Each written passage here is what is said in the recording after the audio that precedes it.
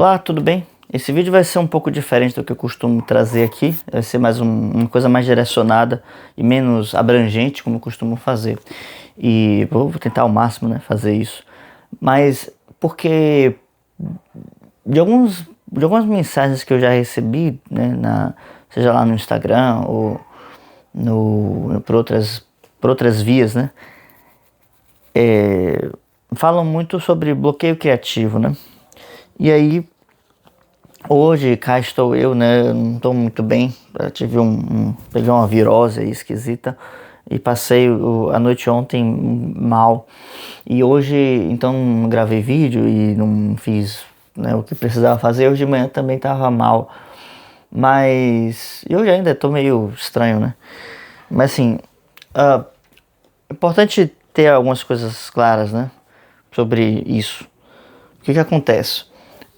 Muitas vezes as pessoas vêm falar comigo como se existe uma espécie de dispositivo que você aciona ou um canal onde você se conecta e que você está ajustado a isso, né? E eu falei sobre isso no artigo que escrevi para o blog já tem bastante tempo. E o objetivo era dizer que justamente não tem como fazer algo bom se você não está inspirado. Mas o grande foco no nosso trabalho, né, enquanto escritores, não deve ser a inspiração em si, tá? Mas aqui o centro do que eu quero trazer é que muitas vezes as pessoas querem escrever sobre coisas as quais elas não têm a menor ideia ou elas não têm um interesse nenhum sobre aquilo. E aí, não sei, porque quer pegar o tema do momento, né? Quer pegar algo que as pessoas vão, sei lá, engajar ou reconhecê-la como alguém importante, né? E não é por aí que a gente deve começar a nossa escrita. É necessário escrever sobre aquilo pelo qual nós temos algum afeto, algum vínculo, e porque uma coisa vai puxando a outra, né? Isso me lembra bastante os primeiros dias, né, de escrita, que eu sempre escrevia sobre elementos relacionados à minha própria experiência e que era sempre muito autocentrados, né? De certa forma eram bem depressivos muitas vezes, né? E que isso foi assim durante algum tempo, né? Para poder depois eu conseguir ajustar e articular outros assuntos. Levou um certo tempo, mas o foco que você que tem, né, que reclama ou que anseia por sanar esse bloqueio criativo é entender qual a anatomia da poesia e poder trabalhar ela de uma forma mais consciente, tá? Todo esse vídeo gira em torno disso. Eu não tinha um plano para fazer um vídeo sobre isso, mas não sei, eu pensei o seguinte: bom, quando eu preciso produzir um vídeo, eu vou lá e produzo, ou quando eu preciso produzir um texto que me pedem, eu vou lá e produzo. Como isso se faz? Talvez seja até um grande segredo, né? Não sei, mas eu aprendi a fazer isso e não estou me gabando disso, mas eu acredito que seja uma habilidade que se desenvolve, tá? Eu vou passar primeiro a descrever um processo que eu sempre faço com tudo, que é o processo de imagens, né? Alguém já deve ter falado, ou você já deve ter ouvido falar sobre isso, né? Sobre a memória que funciona por imagens e etc, etc. Essa imagem, ela se dá por algum ponto muito específico de algo que eu quero falar. Então, vamos dizer, uma vez eu escrevi uma peça sobre a consolação da filosofia, né? Um livro de Boécio. E me vieram várias imagens em relação a isso, mas o foco principal do que eu queria trazer era sobre tudo aquilo que é meu, não pode ser tirado de mim. Isso era a mensagem principal que era trazido. E que as coisas que são realmente importantes, fundamentais, verdadeiras, elas não desvanecem com o tempo. E disso eu vim com essa imagem, né, desse homem preso injustamente e afastado do convívio daqueles que são as suas são os seus queridos, né, seus entes queridos, seus amigos, mas que não foi tirado dele a filosofia, porque a filosofia ou a sabedoria adquirida em vida, ela não pode ser tirada de nós, porque isso é nosso. Então, ao puxar essa imagem e observá-la na minha tela mental, né, eu poderia começar a compor alguns versos, algumas ideias relacionadas a isso, né, e trazendo essa imagem, né, de forma visual. Depois me vem uma palavra ou uma frase. E através dessa frase eu começo então a compor, né? Todo o que eu preciso compor. Isso para tudo. Às vezes essa ideia vai se desvelando à medida que eu vou escrevendo, e por isso a importância de não ficar parado, né? Pode-se fazer uma atividade meditativa, contemplativa, mas ficar parado não adianta muito. Então esperar a ideia chegar nunca vai ser uma boa coisa a se fazer. Então daí o que fazer, né? Você precisa então ter isso claro para você. Ou seja, qual é a ideia principal? O que eu quero que isso transmita? Não é simplesmente eu sento para escrever e as palavras se organizam magicamente como uma psicografia. Não se faz isso. Às vezes algumas coisas nos tomam, né, subitamente, e vem uma série de frases que a gente precisa escrever rápido para não perder. E depois a gente organiza para ver se aquilo tem algum sentido. Geralmente tem. Mas esse processo intuitivo, ele é mais difícil e sinceramente não se tem muito controle dele, né? Eu pelo menos não tenho isso, né? Mas há como ir desenvolvendo essa inspiração pelo tema. E essa inspiração, no caso, essa imagem que eu falei mais cedo, ela é um produto dessa inspiração. Ou seja, eu estou apaixonado, eu estou sedento por saber daquele tema. Vamos pensar o seguinte. Eu, sei lá, encontro uma pessoa na rua, acabei de conhecê-la, e beleza, né? Então, eu apenas cumprimentei, me apresentei, ela se apresentou a mim. E depois, 100 metros depois, eu encontrei um outro amigo meu e que me pediu para falar daquela pessoa para ele. Mas como eu vou fazer isso? Qual a base que eu tenho? O que eu conheço daquela pessoa? Nada. Então, como eu vou falar sobre algo que eu não conheço? Como eu vou falar sobre algo ao qual as suas imagens, as suas ideias, a sua forma interna, ela é completamente desconhecida? Eu não amo aquela pessoa. Porque, segundo Leonardo da Vinci, ele diz que só se ama aquilo que se conhece. Então eu preciso conhecê-la para poder amá-la. E eu preciso amá-la para poder escrever sobre ela ou descrevê-la. Do contrário, eu estaria fazendo uma descrição injusta muitas vezes. É necessário amar para poder conhecer. É necessário amar para poder... é necessário conhecer para se poder amar, né? E também precisa amar para querer continuar conhecendo, né? Isso são extremos que se tocam, né? O conhecimento e o amor, eles acabam se encontrando. Contraditório que pareça. Então, assim, é necessário que você... Se tem essa dificuldade, é necessário se apropriar dessas coisas.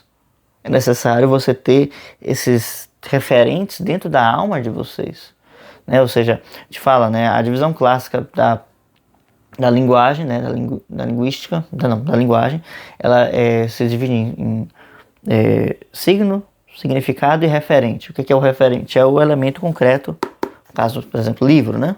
Você escreve com as letrinhas lá, livro, ele significa, né, uma ideia livro. Então aqui alguns livros, né?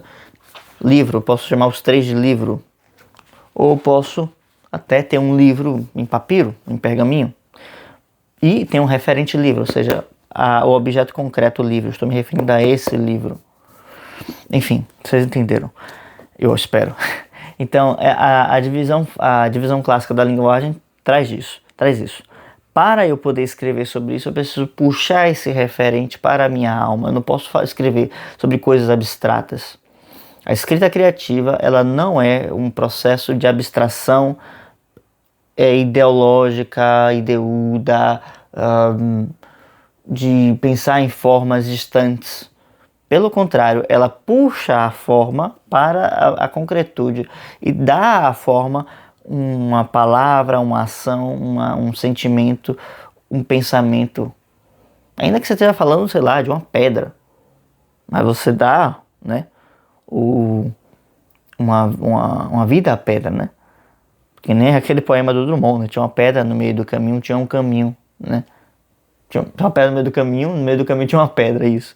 E aquele poema ele fala muito sobre isso, sobre como você pode, apesar de não falar, né, da coisa, ele vai moldando, né, as diversas maneiras que a pedra pode se apresentar. Ou seja, ele vai dando uma vida àquela pedra que antes era uma pedra comum, como fala lá né, Pequeno Príncipe, né, isso é clássico. Então, é necessário cativar, né? Como é que é a palavra mesmo? Só se ama aquilo que se conhece completamente. O essencial é invisível aos olhos, mas só se ama o que só se enxerga. Somente o amor nos faz enxergar com clareza, acho que é isso. Mas beleza, o que ele fala antes disso? Ele fala que para ser cativado é necessário ter contato, é necessário que essa rosa, né, como ele coloca, seja única no mundo. E justamente é isso que faz a poesia. E a poesia faz isso fazendo uma conexão entre o ordinário, o comum, o agora e o extraordinário, o universal, o transcendente. Tá bem? Então, assim, para que nós tenhamos uma fuga ou uma quebra desse bloqueio criativo, é necessário estar em contato com mais coisas, é necessário ter repertório, em síntese. Eu preciso conhecer essas coisas, as coisas pelas quais eu preciso, que eu quero me relacionar, que eu quero falar. Tá? Aí, no caso, a divisão que eu faço em relação à poesia é sempre o texto, né? Que vai gerar um ritmo. Tem a alma, né? Ou seja, o corpo, a alma e o espírito. O corpo é o ritmo, a alma é o sentimento e o espírito é a ideia que te traz. Vocês perceberam como eu fui colocando, dando a cada um desses elementos uma unidade ou um corpo concreto, e que quando, à medida em que eu vou amando e qualificando isso dentro da minha experiência, eu vou então fazendo a ponte, a conexão com aquilo que está acima. Então, é um processo de fazer conexões. A arte, em última instância, é o quê? É conectar o fato com a ideia, o ordinário com o ideal. E unir essas duas pontas que a princípio parecem ser indissolúveis. Espírito e matéria, o que é que são essas duas coisas? Em essência são uma coisa só. Talvez você possa me dizer, isso é muito esotérico, muito, sei lá, muito metafísico, enfim, não importa. O importante é que você consiga pegar as situações comuns do seu cotidiano e relacionar com elementos que fazem parte ou que se comunicam com a ideia que está presente na vida de todos. E para isso é necessário ter repertório. Certo? Então, aí tem dois trabalhos que a gente precisa fazer nesse lance de repertório, tá? Vou falar primeiro de conhecer as ideias e de se relacionar com elas. E depois eu vou falar da disciplina. Tá bem? Então vamos lá. Era para ser um recado rápido, né? O vídeo está ficando longo já. Mas eu estou aqui com uma poesia de Camões, sempre Camões, para dizer que para pegar um exemplo importante, né, que é os 7 anos de pastor Jacó servia. Eu poderia simplesmente citar o poema, mas eu vou deixar aqui para os que não conhecem, nunca ouviram, ter essa oportunidade. Então, se quiserem pesquisar o soneto, você coloca no Google 7 anos de pastor Jacó servia, você vai encontrar rapidamente. É assim que a gente pesquisa o nome do soneto. Sonetos não costumam ter nomes, tá? Pelo menos os antigos. Mas vamos lá. Então ele começa aqui. 7 anos de pastor Jacó servia, Labão, pai de Raquel, serrana bela. Mas não servia o pai, servia a ela, e a ela só por prêmio pretendia. Os dias, na esperança de um só dia, passava contentando-se com vê-la. Porém o pai, usando de cautela, em lugar de Raquel, lhe deu a Lia. Vendo o triste pastor que com enganos assim lhe era negada a sua pastora, como se a não tivera merecida, começou de servir outros 7 anos, dizendo: mais servira se não fora, para tão longo amor, tão curta a vida.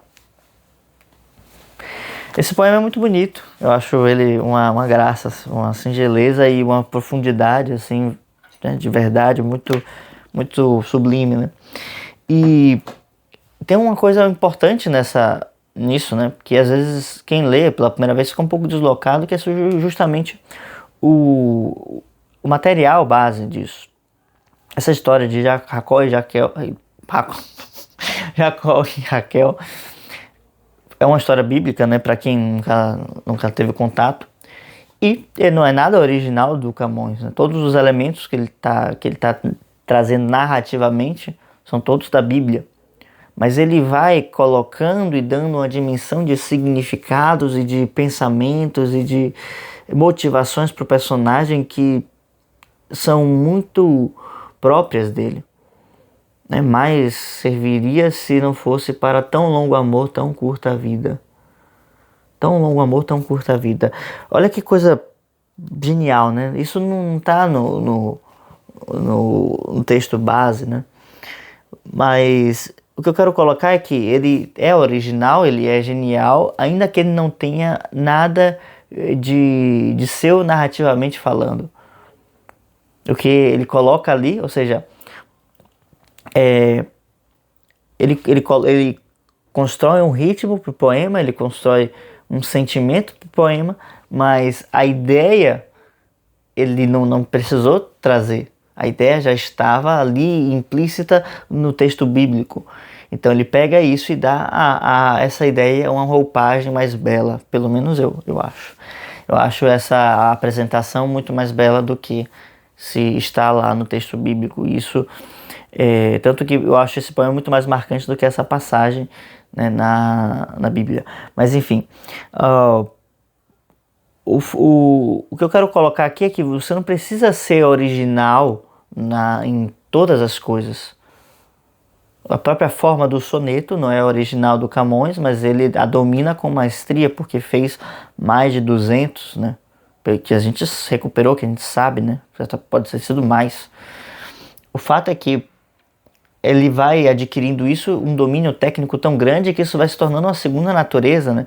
E a técnica, ela vem como justamente esse processo que desenvolve um corpo próprio para o poema, para a mensagem que nós queremos trazer. Não é simplesmente, aqui uma série de conceitos que eu decoro e tal. Não, isso é besteira. O que é essencial dentro do âmbito da técnica é poder assimilar os padrões e dominar o discurso, no caso da poesia, né?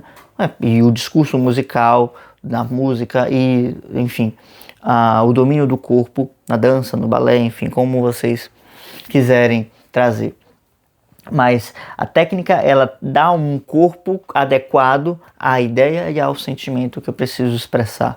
E sem ela fica impossível. É como se eu entro na abstração e eu entro num não poema, numa não arte. Porque a arte é criação e criação, ela é concreta. Tá bem? Bom, então a gente precisa desenvolver essa técnica e precisa desenvolver esse repertório. E é claro que não dá para fazer isso da noite para o dia. Roma não foi construída em um só dia. E nós precisamos de uma certa disciplina. Eu poderia entrar em muitos detalhes nisso aqui, mas isso envolveria muito tempo, certas coisas, chamar de rituais, mas não encaro assim dessa forma. De coisas que nós podemos fazer como uma espécie de processos criativos, né? Se você tiver essa dúvida, deixa aqui nos comentários alguma coisa nesse sentido. Mas o principal, né, que eu tenho trabalhado justamente agora, porque estou tentando retomar a disciplina de algumas coisas, né? E aí entra algumas coisas. Não é porque nós dominamos certas áreas, certas artes, certas coisas, que nós vamos ter disso uma disciplina total, né? A disciplina não é exatamente um produto da nossa inteligência, do nosso saber, do nosso conhecimento, mas sim um produto da nossa, assim, da nossa teimosia, né? Vamos dizer assim, da nossa vontade de desenvolver aquilo constantemente, né? Então eu preciso ter um interesse por essas coisas, e por isso é mais fácil eu desenvolver uma disciplina por aquilo que eu já gosto, por aquilo que eu já tenho uma certa atração. Certo? Então a gente vai desenvolvendo isso. O que é que eu tenho feito? Eu me comprometi com 2 atividades específicas, né? Essas atividades são a leitura, né? Uma leitura específica, nem que seja 15 minutos, e com a escrita do diário, né? Do meu diário pessoal. Além disso, eu tenho feito esses vídeos aqui todo dia, né? E também tenho colocado meus posts lá no Substack toda segunda-feira. Inclusive, se você não me segue no Substack, vai lá, me acompanha, tá bom? Eu vou começar a desenvolver uma série lá sobre os haikais para aqueles que são os assinantes pagos, né? Então, caso você tenha interesse por esse tipo de conteúdo, né, já me acompanha lá.